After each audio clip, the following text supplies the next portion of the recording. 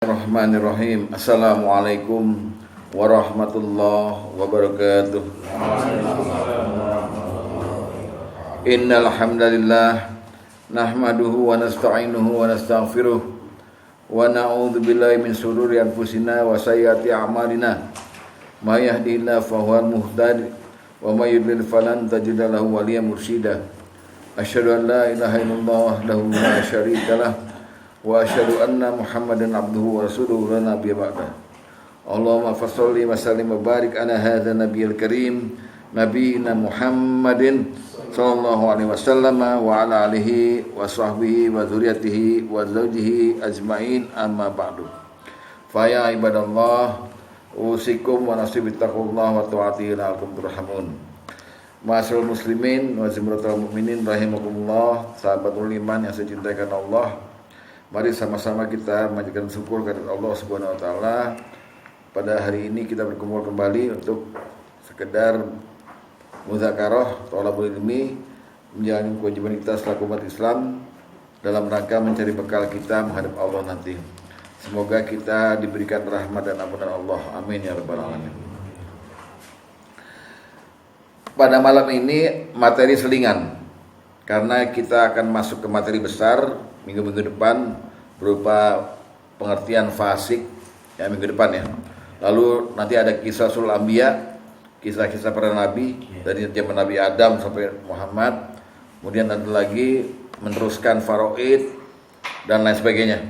Nah, ini hari materi selingan aja, supaya kita jangan terlalu berpikir keras ya. Zolim sampai berapa pertemuan, amal jariah berapa pertemuan. Nah, ini kali kita yang ringan-ringan.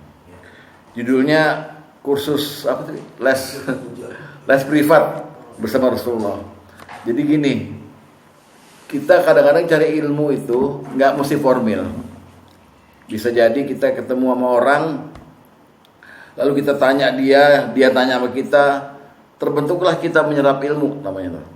Ya, kali ini saya mau bawakan hadis pertemuan antara Rasulullah dengan sahabat Abu Dzar Al-Ghifari. Ya, Abu Dzar Al-Ghifari. Sahabat Nabi yang satu ini menjuluki Rasulullah Khalili. Jadi Rasulullah itu disebut sama dia Khalili.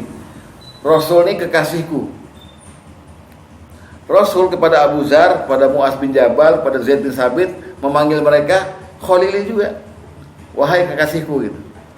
Itu udah paling indah, Pak. Kalau ada nabi yang kita junjung tinggi ini bilang sama kita, dia mencintai kita, luar biasa. Nah, ini ada pertemuan antara Abu Dzar dengan Rasulullah. Rasulullah lagi di masjid sendirian. Ini Bapak bayangin ya. Misalnya Bapak ngaji sama saya. Tiba-tiba saya suatu siang ada di masjid sendirian. Bapak masuk. Yang ada di benak Bapak tuh, Bapak pengen tahu apa aja mengenai Islam kan? Nanya. Nah, ini juga gitu. Abu Dzar kemudian bertanya sama Rasulullah. Dialog. Terjadi dialog. Dan dialognya itu dari hadis ini, panjang hadisnya. Ada 18 topik. 18 topik yang bisa kita jadikan satu ilmu. Padahal ilmunya ini udah sering kita baca di mana-mana gitu. Tapi ada kalanya kita lihat ini lagi, review lagi, ya. Jadi dialognya dimulai dengan Abu Dzar bersaksi, saya pernah datang ke masjid bertemu Rasulullah lagi duduk sendirian. Nah, gitu ya. Nah, hadisnya kan panjang, maka udah saya belah-belah. Ini yang nomor 1, nomor 2 sampai nomor 18. Nah, mari kita bicarakan sekarang. Dek, begini dulu, Dek. Ya, dari sini kita ambil ilmunya. Ambil ilmu untuk bekal kita nih buat dakwah segala macam, ya. Kalau kita masuk masjid ini. Nah, ya gitulah. Mudah-mudahan ngerti. Oke. Saya akan mulai membacakan dulu ya. Nanti saya akan bilang pelajaran pertama gitu ya. An Abi Dzarrin qol, dari Abu Dzar dia berkata, dakhaltul masjidah, aku masuk masjid. Ya. Faiza Rasulullah sallallahu alaihi wasallam jalisu wahdah. dan aku menjumpai Rasulullah SAW duduk sendirian. Beliau bersabda, pelajaran pertama, oke? Bilang gini dia, ya Abu Dzar, wahai Abu Dzar, inna lil masjidi tahiyah, sungguhnya masjid itu memiliki kehormatan. Wa inna tahiyatu rok'atan, dan penghormatan terhadap masjid adalah berupa salat 2 rakaat. Fakum, maka salatlah. Farka'uhuma, maksudnya maka salatlah, ya. Ya. Ini adalah pelajaran apa? Salat tahiyatul masjid. Nah, lalu Abu Dzar berkata, aku pun segera melakukan salat 2 rakaat. Fakumtu faraka'atuhuma. Kemudian aku kembali dan duduk di hadapan Rasulullah, ya, di hadapan beliau. Lalu aku bertanya, mulai nih nanya dia, ya. Ya Rasulullah, wahai Rasulullah, apa tuh? Innaka amartuni bis sholah. Sungguh tadi engkau telah memerintahkan aku untuk sholat. Ditanya dia, famas sholah, itu sholat apa? Beliau menjawab, khairu maudhu', sholat untuk menghormati sebaik-baik tempat. Maka diperintahnya, lihat, istaksir awistaqil, maka perbanyaklah olehmu atau sedikitkanlah. Nah, sampai situ dulu ya. Itu pelajaran pertama. Jadi kalau kita masuk masjid,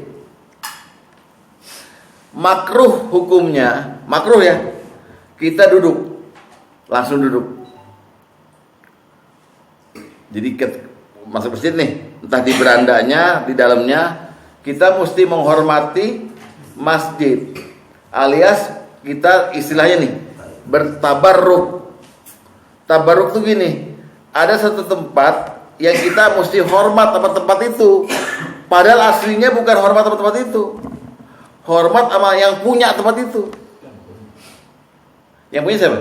Allah. Kalau kita masuk ke Masjidil Haram, kita tawaf dulu. Nggak boleh langsung duduk. Nah, tawaf itu kita tabaruk sama batu hitam itu. Artinya menghormatin, padahal aslinya kita bilang apa? Kita hormatnya sama siapa? Sama Rabb hadzal bait, Tuhan pemilik rumah ini gitu. Makanya penghormatannya bukan begini tapi salat.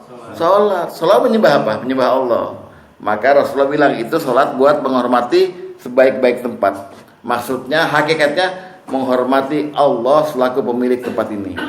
Ayo dipindahin dulu, logikanya dipindahin dulu. Seandainya saya masuk rumah Pak Tom nggak ada, tapi Pak Tom pernah bilang, lo kalau ke rumah gue nggak ada gue, masuk aja, duduk gitu. Tetap kita risih kan? Betul. Pak Tomnya nggak ada, adanya Bu Evi atau si Dafa itu. Ya, kita mau duduk, kalau udah dipersilakan duduk. Kenapa begitu? Karena kita menghormati Pak Tom yang punya rumah. Ya, itu etis namanya, ya, etika. Nah, tapi perintahnya Rasulullah apa? Istaksir awistaqil. Maka perbanyaklah atau sedikitkanlah. Apa nih maksudnya? Ya, maksudnya kalau sedikitkanlah dulu ya. Sedikitkanlah, minimal kalau lakukan segitu. Minimal. Jadi ya, masuk masjid, hormatin kan 2 rakaat, minimal itu namanya sedikitkanlah. Jadi kalau kurang dari itu nggak boleh. Kurang dari itu nggak boleh. Mau langsung duduk, langsung nggak boleh. Harus sholat. Itu namanya sedikitkanlah. Kalau yang istaksir, banyakkanlah. 2 makna. Makna pertama, habis 2 rakaat, nambah nggak apa-apa. Asal lihat situasi. Kalau udah qomat jangan bilang, entar dulu, gue tahiyat dulu, lagi 2, jangan. Masih lowong waktu, 2 rakaat lagi. Perbanyak, itu makna pertama. Makna kedua, setiap ada masjid yang kau lewati, mampir. Banyakkanlah hormat masjid.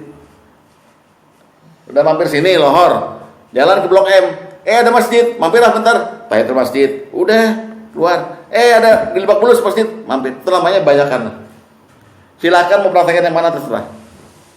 Ya, itu maknanya perintahnya. Tuh, ini ilmu kan?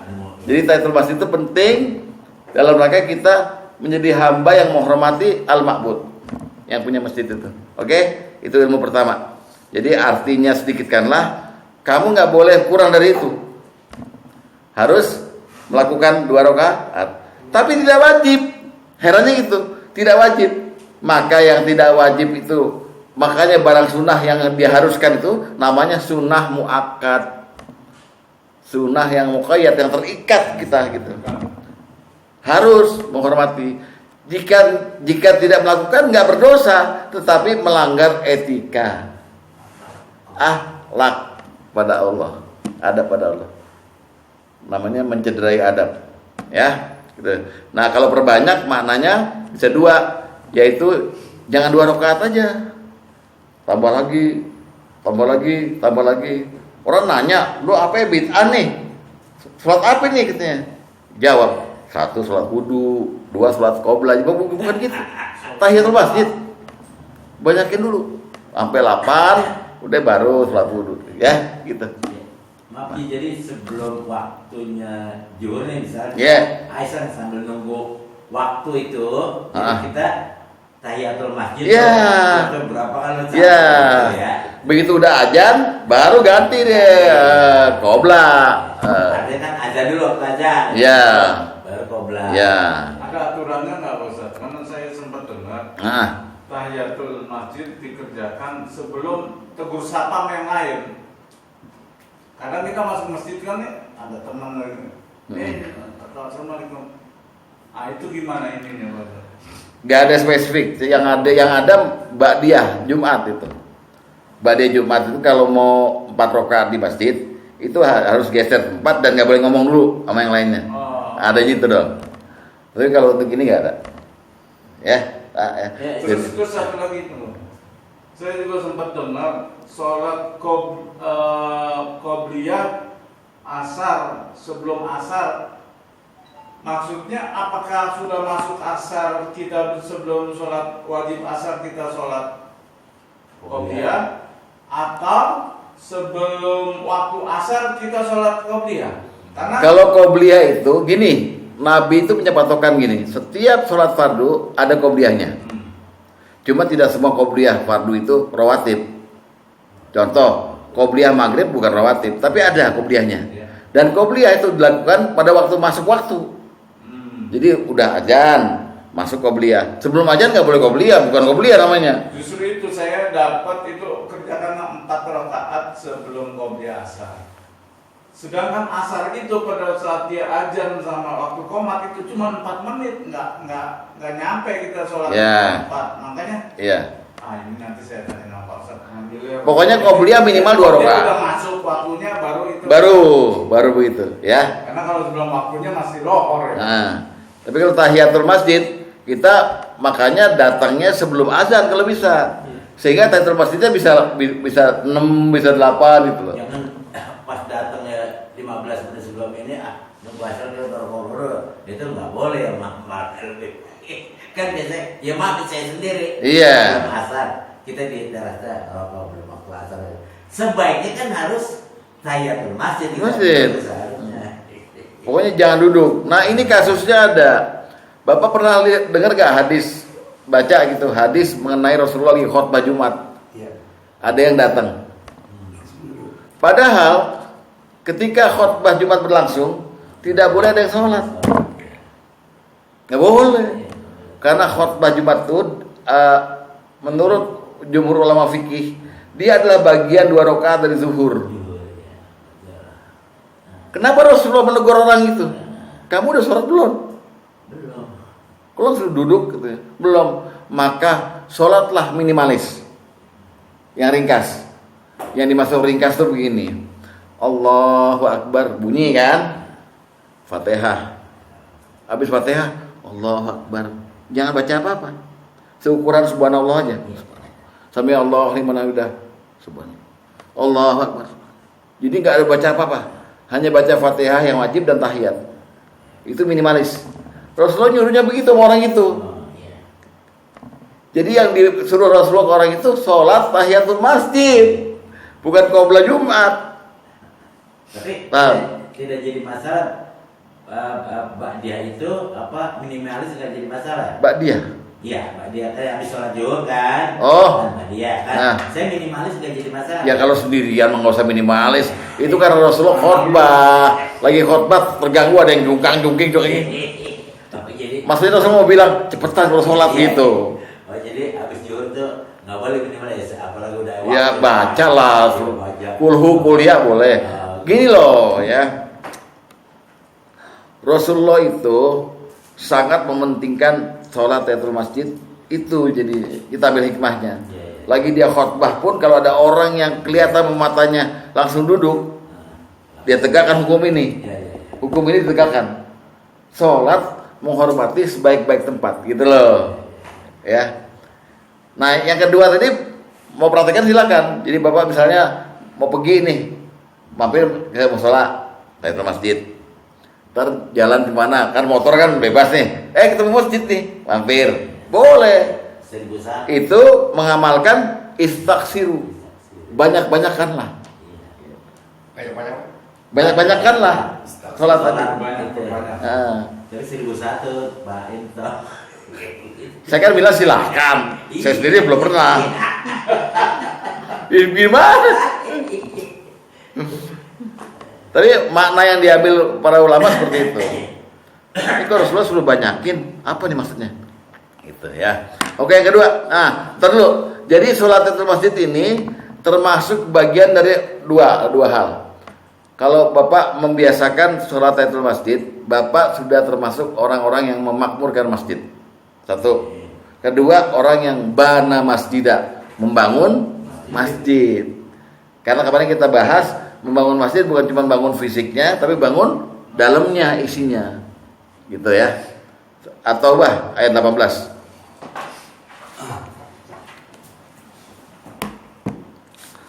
At-Taubah ayat 18. Apa kata Allah? Ya, innama ya'muru masajidallahi man amana billahi wal yaumil akhir wa aqamus shalah. Itu dia. Hanyalah yang memakmurkan masjid Allah itu ialah orang-orang yang beriman pada Allah dan hari akhir serta tetap mendirikan sholat. Makna tetap mendirikan sholat, ya orang ke masjid ngapain sih? Sholat. Maknanya adalah dia menghormati masjid itu sebagai rumah Allah. Oke. Udah ya? Balik lagi ke hadis. Itu pelajaran pertama mengenai sholat tahiyatul masjid. Sekarang pelajaran kedua.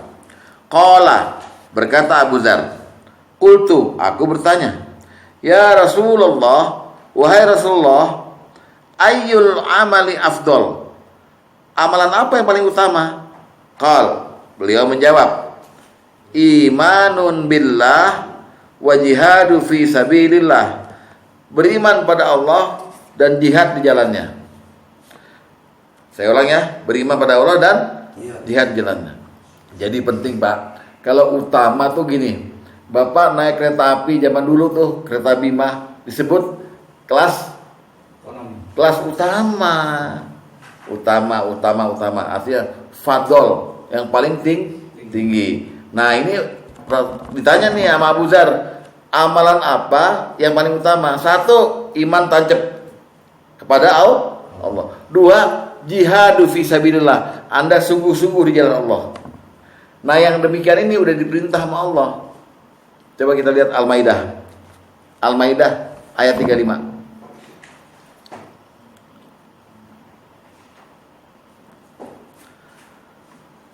Ya, ini buat menguatkan nih Pak ya.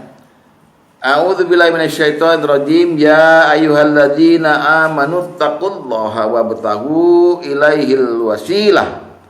Hai orang-orang yang beriman, bertakwalah pada Allah dan carilah jalan yang mendekatkan diri padanya. Ya.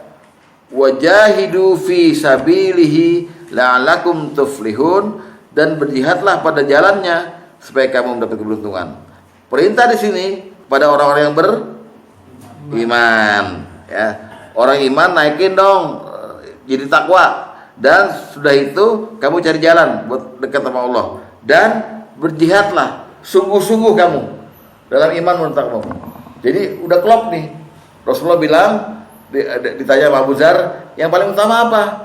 Kamu beriman pada Allah dan kamu sungguh-sungguh. Sungguh-sungguh dalam dua aspek. Bi amwalikum wa anfusikum.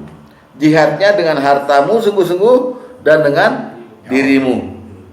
Jiwamu, dirimu. Paling tinggi ya Bapak perang sono ke mana? Palestina. Di Dirut itu bisa bilillah. Apa? Dirut Rumah Sakit Indonesia. Ya, jihad fisabilillah. Nah, yang rendahnya pakai harta. Ini tadi yang dibilang sama Dede. Yuk kita ngumpulin duit buat Quran. Itu jihad bi amwalikum fisabilillah. Jangan salah, jihad juga. Ya. Jadi kita terapin ini ya. Itu pelajaran kedua. Pertama tadi mengenai sholat apa? Tahiyatul masjid. Yang kedua mengenai amalan paling pertama. Nomor 3. Qal Abu Dzar berkata, "Qultu," aku bertanya, "Ya Rasulullah, wahai Rasulullah, fa ayyul mu'minina akmalu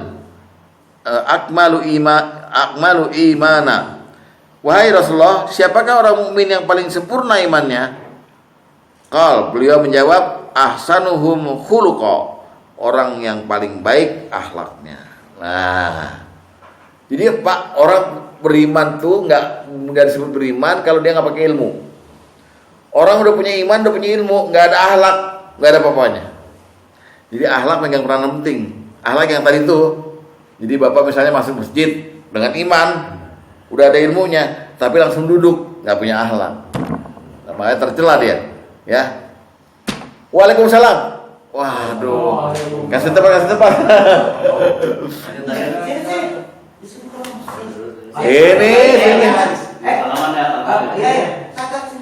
Udah baru lama tegenya. Penghormatan itu. Langsung. Tidur.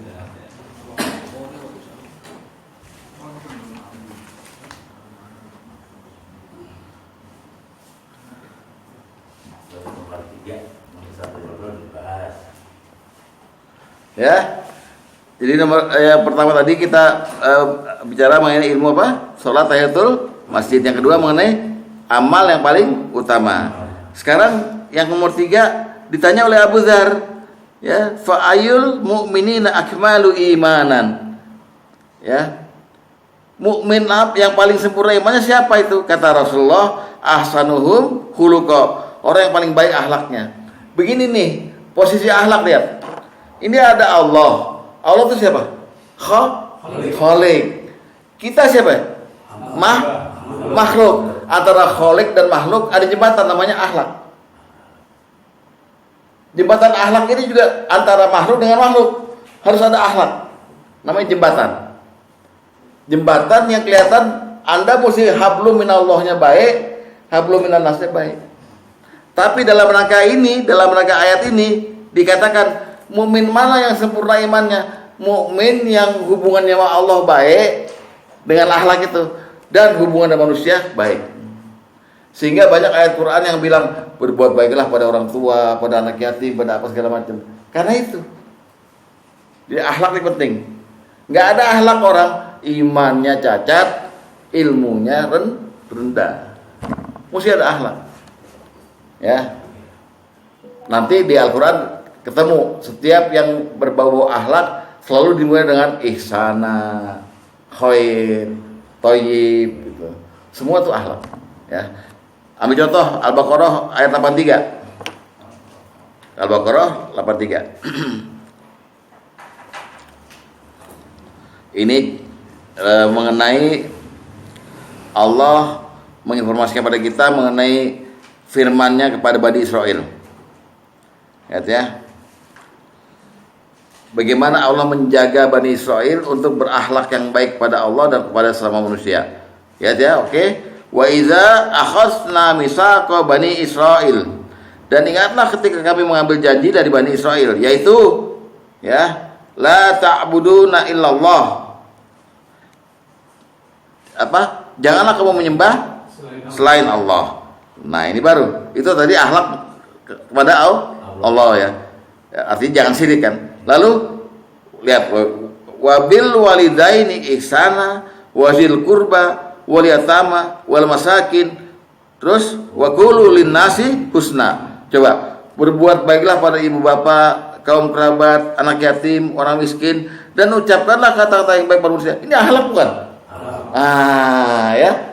Jadi yang paling sempurna imannya kalau bisa jaga hubungan dengan Allah. Jaga hubungan sama Allah gampang. Cukup tauhid pegang. Tauhid pegang. Jangan sekali-kali Bapak bilang begini, ini hujan bikin banjir. Nah, itu berarti tauhidnya cacat. Karena banyak ngurus sama Allah. Allah kan bilang, anak Adam mencaci masa. Padahal akulah masa. Akulah waktu itu, akulah zaman itu. Orang dikasih hujan, dibilang banjir segala macam.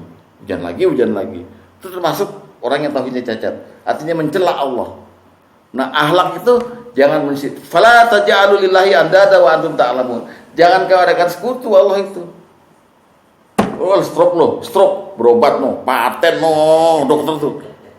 Padahal kita bilang sama Allah, la syifaa ila syifauka. Enggak ada kesembuhan selain darimu. Nabi Ayub sakit keras. Nabi Ayub enggak minta sembuh. Rabbi anni masaniyad durru wa anta arhamur rahimin. Ya Allah, aku ditimpa mudarat nih Allah, Engkau Maha Penyayang kan. Disembuhin. Tapi kalau yang bilang gitu si Wahyu, ya Allah aku mau bodoh amat. Langsak lo, iya ini susah. Kagak juga. Udah bercanda ini. Ya, jadi ditanya sama Abu Dzar, mukmin mana yang paling sempurna imannya? Sempurna loh. Karena ada yang orang yang nggak sempurna imannya banyak. Saya kasih contoh. Nabi pernah bilang gini, la yu'minu ahadukum, tidak sempurna kamu punya iman, hatta akuna ahabba ilahi, sampai kamu sanggup mencintai aku, mim walidihi, melebihi pada bapakmu, wa walidi dan anakmu, wa nasi ajmain. Jadi kamu belum sempurna imanmu, cacat kamu punya iman kalau kamu nggak sanggup mencintai aku. Kamu lebih cinta bapakmu, cinta anakmu daripada cinta sama aku. Jadi ada orang yang nggak sempurna iman itu ada. Makanya ditanya sama Abu Dzar, siapa yang sempurna imannya? Orang yang akhlaknya paling baik. Akhlak itu apa? Jembatan kita dengan Allah, jembatan kita dengan makhluk. Susah Pak. Banyak orang yang sama orang lain ditakutin. Ya ada dia, yang kerok datang. Berarti dia nggak ada akhlak tuh. Ntar kalau dia mati, seneng kita. Nah mampus kan lu. Padahal orang yang benar akhlaknya, datangnya menggenapkan, perginya mengganjilkan. Aduh nggak ada dia nih, nggak enak nih. Nah itu artinya kalau dia pergi hilang ganjil kita. Begitu datang dia menggenapkan, nah ada dia nih, mantap nih ada dia gitu. Itu namanya orang yang akhlaknya, imannya sempurna. Oke, itu pelajaran nomor 3. Ini 18 nih, sampai setengah 4 ya. Ya kita 9 dulu aja. Nomor 4. Qal Abu Dzar berkata, qultu, aku bertanya, ya Rasulullah, wahai Rasulullah, fa ayyul mu'minina aslam? Siapakah orang mukmin yang paling selamat? Maksudnya selamat di dunia, selamat di akhirat. Qal Rasulullah menjawab, man saliman nasu min lisanihi wa yadihi. Yang paling selamat tuh orang yang memberikan keselamatan kepada manusia lain dari lisan dan tangannya. Jadi lisan, ini orang beriman nih, lisan itu nggak pernah bikin orang takut, selalu bikin tenang gitu. Tangannya juga begitu. Jadi kalau ada datang dia tuh gimana gitu, ya itu paling selamat. Sebaliknya, ada orang Islam yang nggak bikin selamat, kemana-mana fitnah, kemana-mana nyela gitu. Ada yang begitu. Jadi ini pelajaran Pak. Memang nggak ada manusia yang sempurna. Kita nggak akan pernah menemui manusia yang nggak punya dosa kecuali 2, Nabi dan Rasul. Tapi orang yang mendekati kesempurnaan banyak. Contoh Umar bin Khattab. Umar bin Khattab gimana Pak waktu belum Islam? Di pasar Ukias setiap hari bunuh orang dia. Ada orang ditinju pun dia mati. Wah semuanya sorak-sorak. Umar tuh. Tapi begitu dia masuk Islam, apa kata Rasulullah? Kalau Umar lewat satu jalan, setan lari. Ngibrit setan. Saking tingginya dia punya iman. Gitu dong, ya. Umar kurang apa kasarnya? Hamzah lebih lagi.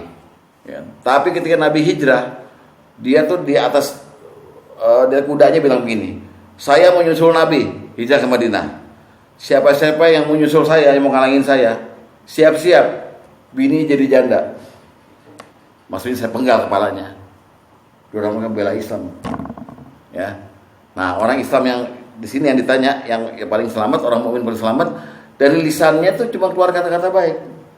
Sesuai anjuran Nabi dan sesuai Al-Qur'an. Wa qulu qaulan syadida. Ya kan? Nabi juga bilang, "Man kana yu'minu billahi wal yawmil akhir falyaqul khairan aw liyasmut."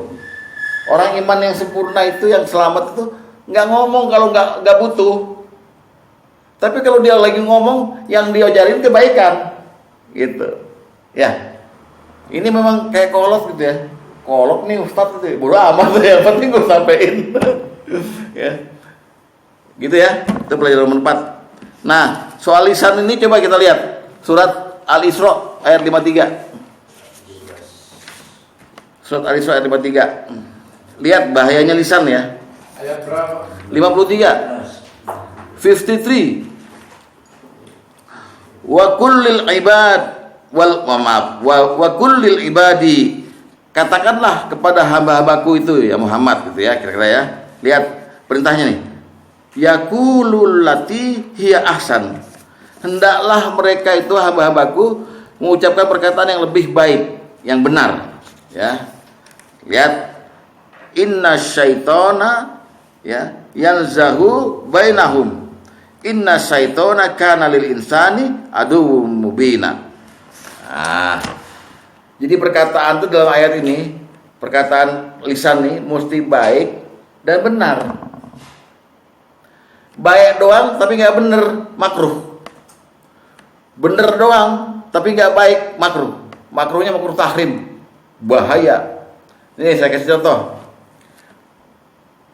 Pak Tom lagi di depan rumah, di pagar ngerokok. Saya lewat. Tat, dari mana? Saya jawab, dari sono. Mau ke mana, Tat? Mau ke sono. Bener nggak? Bener kan? Bener. Tapi kurang baik. Ya, jelas arahnya. Iya, jengkelin Pak, jengkelin. Dari sono, mau ke sono. Iya, Pak Tom nanya, dari mana yang bener dong? Gitu. Atau Pak Tom nanya sama saya, Ustaz udah makan belum? Saya bilang sama Pak Tom, kalau nggak makan mati. Memang bener, orang kalau nggak makan mah mati, tapi sengak. Nah itu lisan orang beriman nggak mungkin begitu. Itu aja contoh kecil. Lagi dia memfitnah, membentak-bentak segala macam. Ya, jadi jaga itu benar. Oke?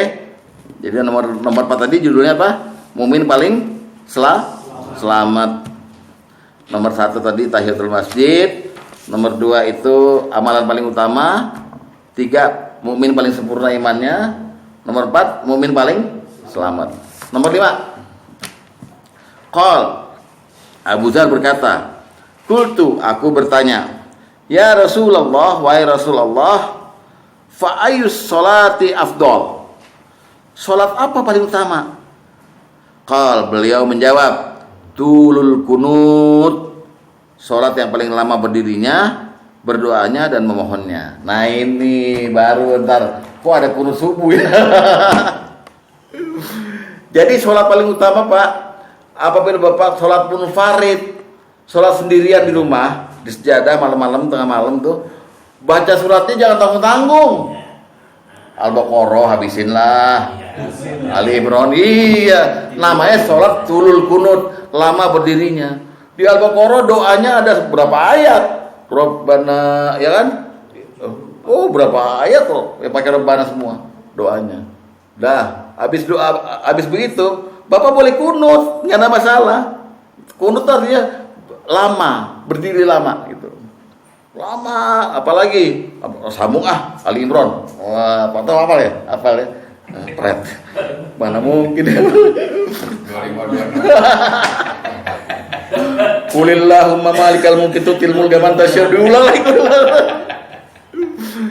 Jadi sholat paling afdol orang yang berdirinya lama gitu. Nah itulah yang Allah sebut di Alfa segala macam. Aku melihat yang di Al-Muzammil, kamu berdiri di tengah malam. Berdirinya tuh yang dilihat. Karena berdiri itu lambang capek, Pak. Bapak lihat, Nyonya Menir berdiri sejak 1910, belum duduk dia, ya kan? Jadi tulul kunut, bukan kunutnya itu Allahumma adina fiman handait, bukan itu. Ya. Tapi maksudnya tulul kunut, lamanya berdiri, lamanya memohon, lamanya berdoa. Itu yang paling afdol. Oke? Tapi kalau sholat sendiri aja. Sendiri, jangan lu jadi imam. Pokoknya yang paling afdol kata Rasulullah tulul kunut gitu. Habis lu. Gitu. Kalau jadi imam itu memang serba salah. Kata Rasulullah, orang kelihatan alim, maksudnya orang itu bisa terlihat dia alim. Alim itu orang yang tahu agama. Kalau dia jadi khotib Jumat, khotbahnya segini, 2 menit aja. Sholatnya lama. Jumat. Memang serba salah nih. Padahal yang dimaksud dengan sholat lama itu baca sholatnya panjang kan. Rasulullah anjurinnya sholat sendiri. Waktu tahajud atau hajat segala macam itu. Satu hari ada pernah orang jadi imam namanya Ka'ab bin Ubay. Ya. Dia senangnya sama kulhu. Jadi Isya tuh rakaat pertama kulhu, rakaat kedua kulhu. Besoknya gitu lagi, sebulan gitu lagi. Orang-orang pada bilang, "Ya Rasul, tolong diganti nih imamnya nih. Jangan dia nih." Kacau. Lalu dipanggil sama Rasulullah, "Kenapa kamu kulhu terus? Yang lain enggak hafal?" "Saya senang sholat ini." Apa kata Rasulullah? "Kesenanganmu dengan kulhu itu membuatmu ke surga." Beres. Jadi sah Anda kulhu terus, tapi yang dipraktekin Mas Sugeng. Lu mau minimalis tuh namanya. Ya. Tambahinlah gosiah apa-apa gitu. Ya. Gitu. Jadi afdhalus sholat tulul kunut. Seutama sholat berdiri di tengah malam, baca surat yang panjang. Tapi gak apa-apa, Pak. Jangan gitu Rasulullah. Karena ada sahabat Nabi namanya Huzaifah. Rasulullah mampir malam-malam di rumahnya, ngajak Huzaifah sholat. Ayo sholat. Jadi bolehnya sholat tahajud berjamaah itu gara-gara itu tuh. Karena Rasulullah ngajak Huzaifah, Huzaifah bilang nih, bersaksi ntar kemudian saya sholat dengan Rasulullah, takbir. Dia baca benar Al-Baqarah.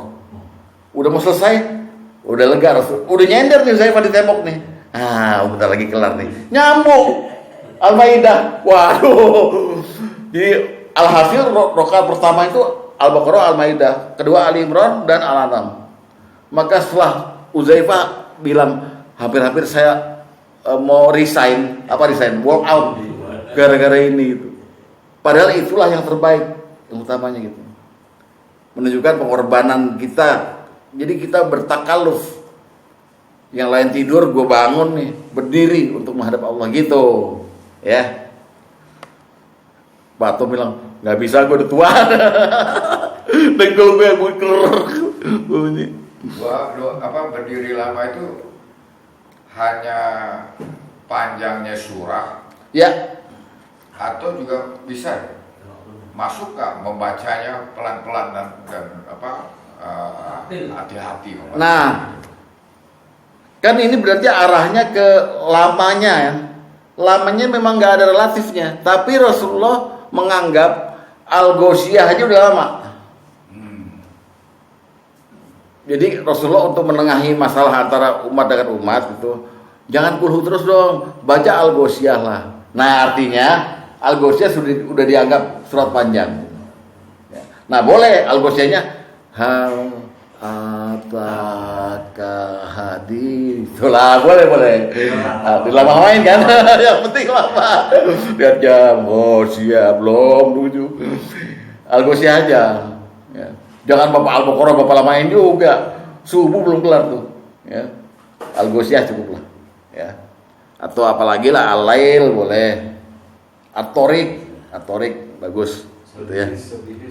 Dan juga bukan cuma di situ. Waktu i'tidal, Rabbana walakal ham.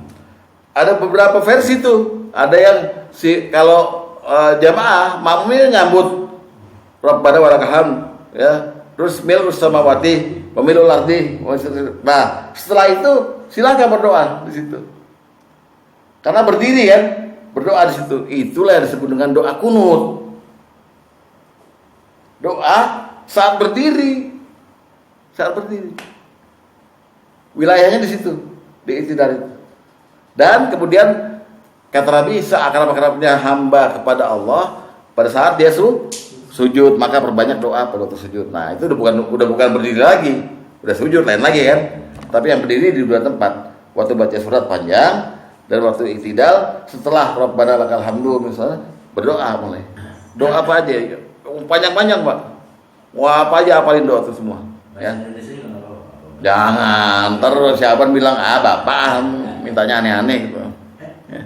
Oke, itu nomor 5. Lihat surat 25, surat apa ya? Surat Furqan ayat 64. Di mana Allah memuji orang-orang yang seperti ini, lihat. Surat Furqan ayat 64. A'udzubillahi minasyaitonir rajim walazina yabitsuna lirabbihim sujada wa qiyama. Dan orang yang melalui malam hari dengan bersujud dan berdiri untuk Tuhan mereka. Ditekankan berdiri karena berdirinya lama. Ya. Terus ilmu nomor 6. Qal Abu Dzar berkata, qultu, aku bertanya, ya Rasulullah, wahai Rasulullah, fa ayyul hijrati afdal? Hijrah apa yang paling utama? Qal, Rasulullah menjawab, man hajaras sayyi'at, orang yang hijrah dari perbuatan jelek. Nah, itu. Ya. Ya. Manakala ada orang yang baru niat aja. Ceritanya begini, dia bau AO nih mulut ini. Bau apa namanya? AO ya? AO. Brandy.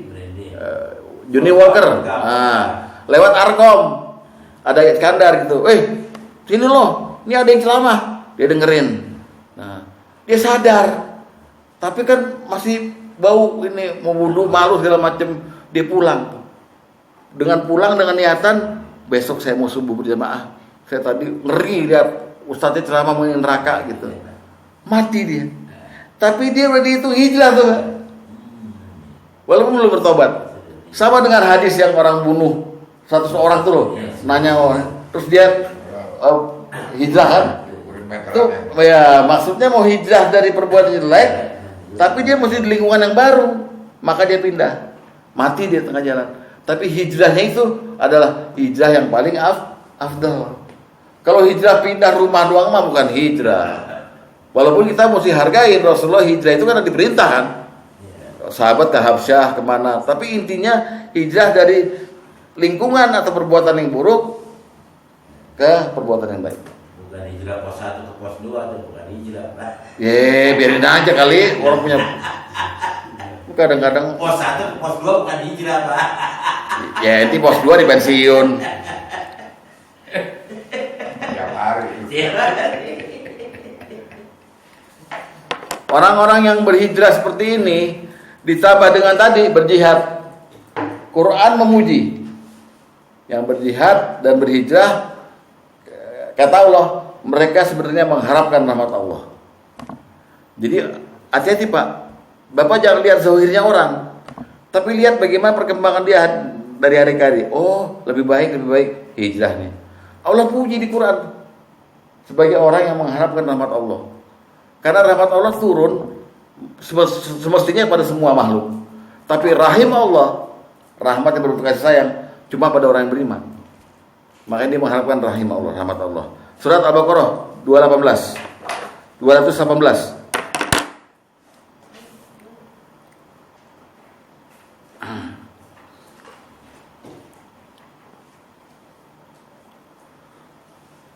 A'udzubillahi minasyaitonir rajim. Innal ladzina amanu, sungguhnya orang yang beriman, wal ladzina hajaru, orang-orang yang berhijrah, wajahadu fi sabilillah, dan berjihad di jalan Allah, ulaika yarjuna rahmatallah, mereka itu mengharapkan rahmat Allah, dan Allah Maha Pengampun lagi Maha Penyayang. Ini Allah mensifatkan orang-orang yang hijrah dan jihad dengan mereka itu mengharapkan rahmat Allah. Cuman Allah yang bisa ngomong begini karena Allah tahu hati manusia. Ya, niat, udah niat. Jadi Bapak sekarang kalau dengar ceramah Ustadz, saya pengen berubah lah, itu udah hijrah tuh. Udah hijrah. Bapak Sugeng kagak, dicatat doang. Udah. Sekarang nomor 7. Lihat nih, Abu Dzar nanya apa lagi nih? Qala, Abu Dzar berkata, Qultu, aku bertanya pada Rasulullah, ya Rasulullah, wahai Rasulullah, famasyam, apakah puasa itu? Jadi yang ditanya sama Abu Dzar itu takrif, definisi puasa, ya. Qal, Abu Dzar menjawab, Rasulullah menjawab, maaf. Fardhu muji'u wa indallahi ad'afu kasirah. Puasa adalah kewajiban yang mencukupkan, dan di sisi Allah ada berlipat gandaan pahala yang banyak. Ini ada kalimat sastra nih. Puasa adalah kewajiban yang mencukupkan, dan di sisi Allah ada berlipat gandaan pahala yang banyak. Jadi begini, puasa itu kalau Bapak baca semua tarikh puasa, kitabnya Fathul Qorib, Fathul Mu'in, Fathul Apal, Fathul Majid, asyam huwa imsakun. Puasa itu definisinya imsak. Imsak artinya menahan. Menahan. Coba menahan apa? Salah. Nafsu. Nafsu. Menahan kejelekan. Kejelekan kita tahan, kita timbulin kebaikan. Itu namanya imsak, puasa. Jadi kalau bisa di bulan Ramadan tuh Pak, sebulan penuh, Bapak kalau nggak bisa berbuat baik, jadi orang baik, yang penting jangan sekali-kali berbuat jahat sekalipun di Ramadan tuh. Karena fungsinya puasa menahan kejelekan. Nah, kejelekan itu dikendalikan oleh menahan nafsu. Nah, susahnya orang, jihad paling tinggi adalah menahan nafsu. Nggak bisa ada orang yang ngendaliin nafsu, nggak bisa. Nafsu dibunuh, mau nggak bisa. Makanya disebut dengan kewajiban yang mencukupkan. Artinya kalau Anda bersedia puasa karena Allah, pasti Allah kasih kemampuan menahan nafsu itu, pasti. Kemudian Allah katakan di sisi Allah ada pelipat gandaan pahala yang banyak. Tidak ada balasan orang yang menahan nafsu kecuali surga. Jadi kalau Anda lulus nih, udah berpuluh-puluh tahun bulan Ramadan, nggak ada cacatnya, bagus semua, tambah sangat fitrah, digenepin gitu, surga. Amin. Surga. Coba lihat ininya apa, surat 79 ayat 40 dan 41. 79. Iya. An-Naziat ya Pak Luli? An-Naziat ayat 40 dan 41. Inilah makna orang yang puasa, dan lihat apa yang Allah kasih buat dia. Lihat ya. Wa amma man khafa maqama rabbih, dan adapun orang yang takut pada kebesaran Tuhannya. Lihat, wa nahan nafsa anil hawa, dan menahan nafsunya, ya, menahan diri dari nafsunya. Fa innal jannata hiyal ma'wa, sungguhnya surgalah tempat tinggalnya. Itu makna pahala yang berlipat-lipat ganda untuk kewajiban yang mencukupkan. Gitu. Ya. Jadi tujuan Bapak la'alakum tattaqun tuh surga. Ya. Dengan dikasih kewajiban Ramadan tuh Bapak dikasih kemampuan pengendalian hawa nafsu. Maksudnya begitu. Terus ilmu nomor 8. Oke, lihat lagi hadisnya. Nomor 8. Qal, Abu Dzar berkata, Qultu, aku bertanya, ya Rasulullah, wahai Rasulullah, fa ayyul jihadi afdal, jihad apa yang paling utama? Beliau menjawab, nih jawabannya antik nih, man ukiro jawaduh wa uhriko damuh, orang yang kuda tunggangannya terluka karena sayatan pedang dan darahnya mengalir. Loh kok kuda? Jihad apa paling utama? Kata Rasulullah nih kita mesti pakai daya khayal dikit. orang yang kudanya itu kena pedang sampai berdarah-darah. Maksudnya bukan kudanya kena, apalagi dianya kena gitu loh. Jadi jihad paling tinggi itu. Tapi ada lagi yang paling tinggi sebenarnya jihad nahan hawa nafsu. Ada lagi yang paling tinggi, jihad berkata-kata benar di hadapan penguasa yang zalim. Itu paling tinggi tuh. Jadi bapak di depan Pak Prabowo gitu, Pak Jokowi tangkap dong, misalnya gitu. Berani nggak? Yang ditangkap. Jadi jihad paling utama itu. Nah, ini Allah udah mengumumkan. Kata Allah, Innallaha yastara minal mu'minina anfusahum amalhum bi anna ja'alahumul jannah. Sungguhnya Allah telah membeli. Allah itu berarti penjual. Allah membeli. Penjualnya orang mukmin. Barang dagangannya harta dan jiwanya orang mukmin. Harganya surga. Allah telah membeli. Lihat At-Taubah 111. 111. Ya, lihat baik-baik. A'udzubillahi minasyaitonir rajim. Innallaha yastara.